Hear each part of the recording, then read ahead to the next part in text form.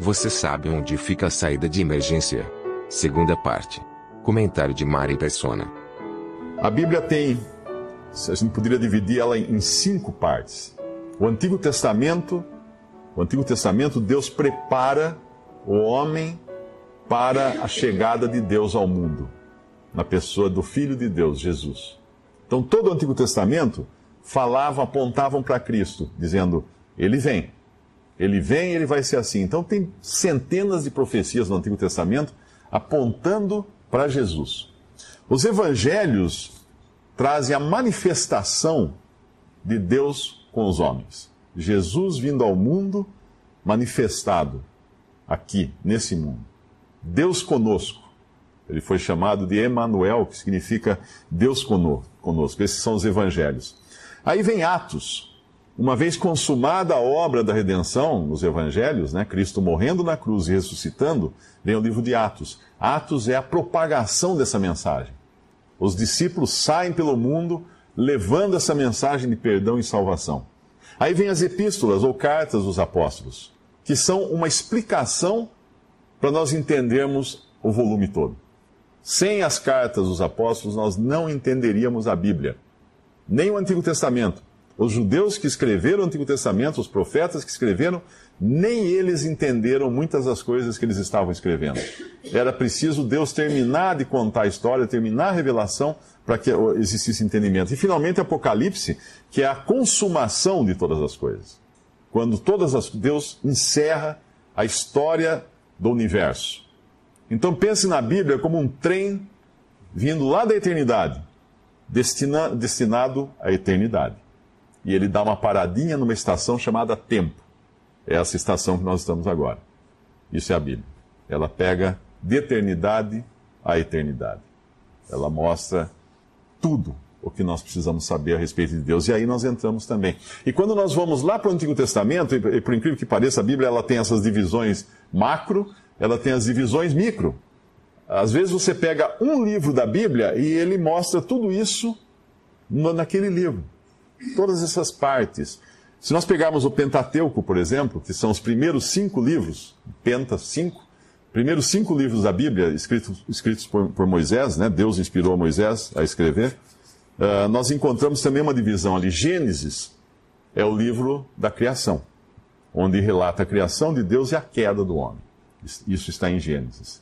Então, em Gênesis, nós vemos onde começa o problema. Não na criação, mas na queda do homem. Aí vem o livro de Êxodo, é o segundo livro, depois de Gênesis vem Êxodo. Êxodo é um livro de fuga, aí que está, no livro de Êxodo, está a rota de fuga desse avião. É ali que Deus vai dar a ordem e mostrar para onde que tem que sair. Êxodo é o livro da redenção. O que significa redenção? Libertação. Pagar um preço para libertar, ou livrar. É um livro de livramento. Depois vem o livro de Levítico. E o bonito nessa ordem é que, em toda a história ali do povo hebreu, né, dos israelitas, eles estavam em Êxodo, vivendo como escravos no Egito, sob o domínio de Faraó, e Deus então promete libertá-los e levá-los à terra prometida, a Canaã, que é um símbolo do céu. O Egito, para nós, hoje, é uma figura do mundo. Faraó é uma figura de Satanás, que mantém os homens presos, escravizados nos seus domínios. E Canaã, a terra prometida, é uma figura para nós do céu. E Deus promete, então, que ia libertá-los para levar a Canaã. Só que, depois de Êxodo, que é o livro da libertação, o livro da fuga, o livro da redenção do povo, não vem Canaã. Não vem Josué, que é o livro da entrada, que vem depois do Pentateuco, o livro da entrada do povo na terra de Canaã. Não, o que vem é Levítico. E o que significa Levítico? Levítico é o livro da aproximação, onde Deus dá instruções de como ele deve ser adorado, de como os homens poderiam se aproximar de Deus, de como seria construído um tabernáculo, onde a presença de Deus estaria com eles ali, de como eles levariam as suas ofertas, os seus sacrifícios, a sua adoração, o seu louvor a Deus. Levítico mostra isso. Por que Deus não levou logo eles para Canaã? Porque Deus liberta primeiro para si, para nos trazer para si mesmo. e depois para nos levar para o céu. É interessante isso. A melhor parte Deus nos dá antes, a aproximação com Ele. E é disso que o Evangelho fala.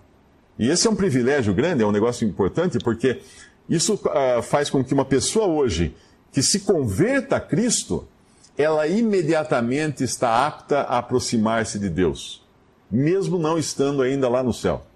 Ela já está apta a entrar na presença de Deus, estando aqui na terra. Ela tem agora um pai. O céu não é o máximo da sua expectativa, vamos dizer assim. Deus já dá a comunhão com Ele aqui, enquanto nós vivemos aqui. Depois vem o livro de Números, então, que é uma narrativa preparando como que o povo deveria andar pelo deserto.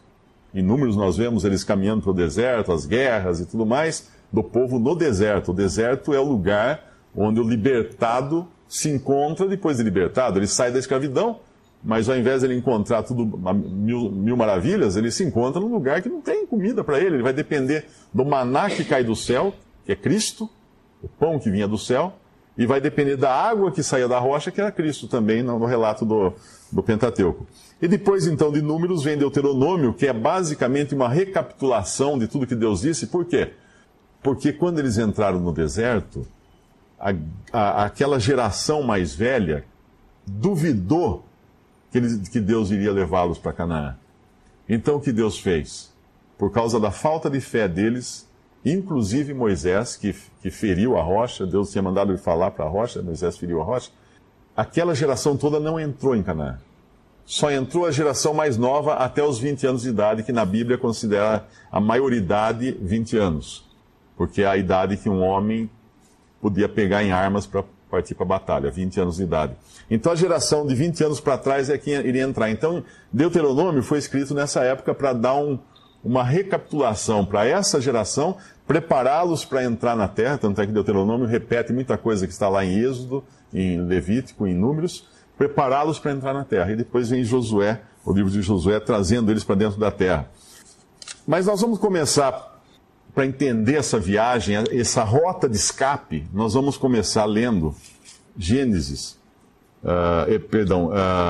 Êxodo, capítulo 1.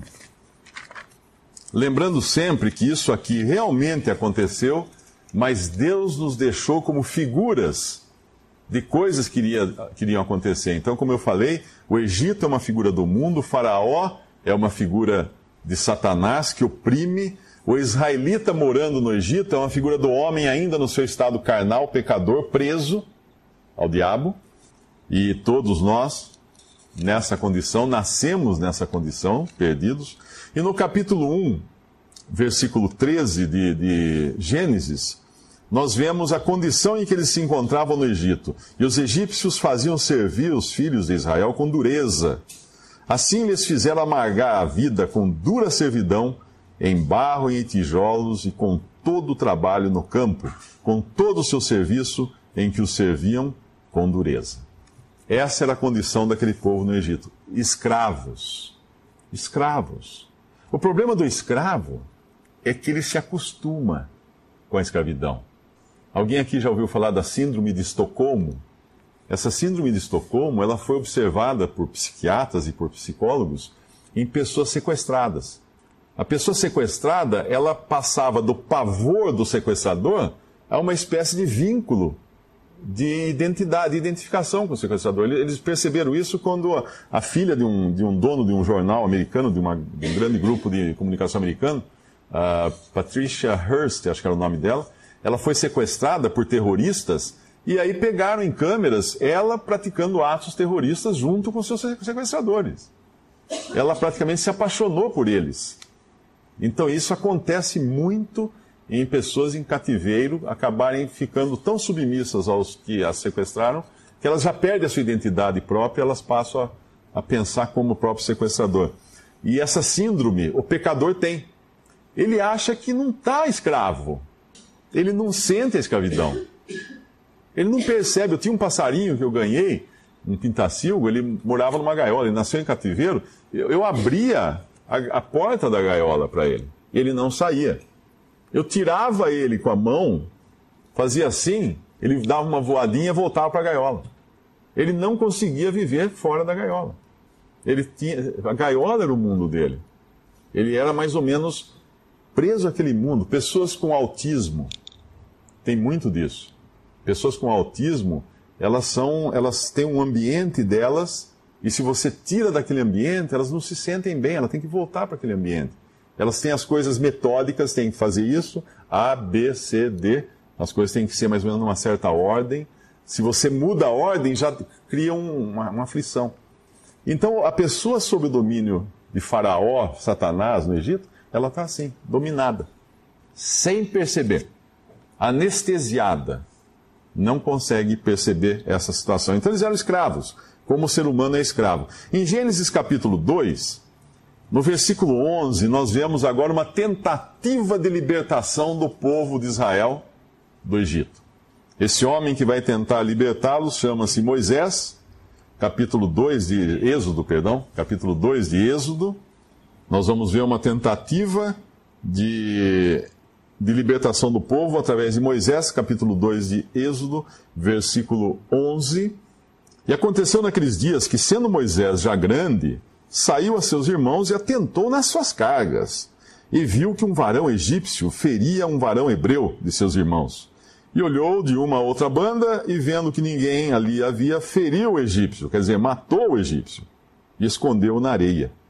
E tornou a sair no dia seguinte, e eis que 2 varões hebreus contendiam, e disse ao injusto: por que feres o teu próximo? O qual disse: quem te tem posto a ti por maioral e juiz sobre nós? Pensas matar-me como mataste o egípcio? Então temeu Moisés e disse: certamente esse negócio foi descoberto. E ele fugiu então do Egito, fugiu daquele lugar e se escondeu no deserto. Essa foi a tentativa de Moisés salvar o seu povo da maneira humana. Como o homem tenta se salvar? Fazendo alguma coisa. Como o pecador tenta sair da sua condição de pecador, separado de Deus, condenado ao lago de fogo eternamente. Como ele tenta? Ele tenta se melhorar, ele tenta lutar pela sua salvação, ele tenta fazer boas coisas, fazer caridade, ajudar o próximo, fazer isso, fazer aquilo, viver uma vida moralmente boa, e uma série de coisas ele tenta. Essa é a maneira humana não dá em nada, dá em morte. É Deus que precisaria libertar esse povo, e Deus só que pode libertar o pecador também, mais ninguém. Não é um trabalho humano, é um trabalho divino, a libertação.